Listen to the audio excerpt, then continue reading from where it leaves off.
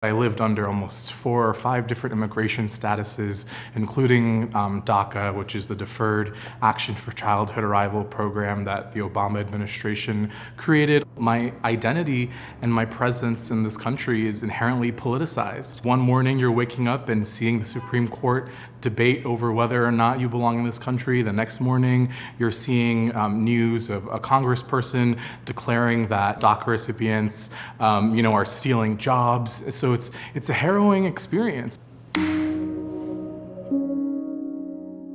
My family and I moved to the United States from Nepal when I was about 6 years old. The country was in a time of political transitions. It created a really unsafe environment, and so my family and I chose to seek asylum in the United States. I grew up faster than a lot of my peers, and I think a lot of immigrant children have to live with this reality. I was pulled out of school days just to go to immigration court hearings, just to go to asylum interviews. At a certain point, I knew more about immigration policy than any 11-year-old should have.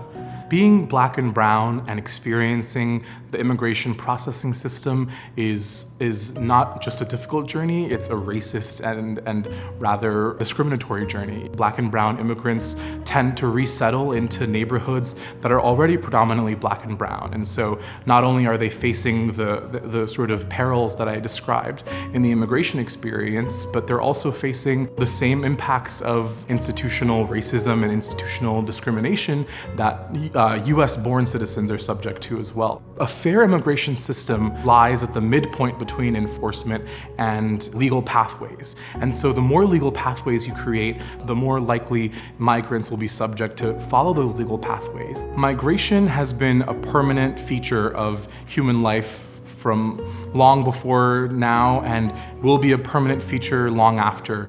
As we see more and more climate disasters, war and political disasters, we're gonna see more migrants. It's not a question of if, but it's a matter of when. That's why we need to build a flexible and humane immigration processing system. First, start to not treat migration as a threat, but as an opportunity. We are missing out on tapping into potential to drastically transform our country's economy, to drastically transform cities. My lived experience going through immigration and experiencing the core tenets of the application process, all of that has directly influenced how I view and how I hope to shape policy in the future.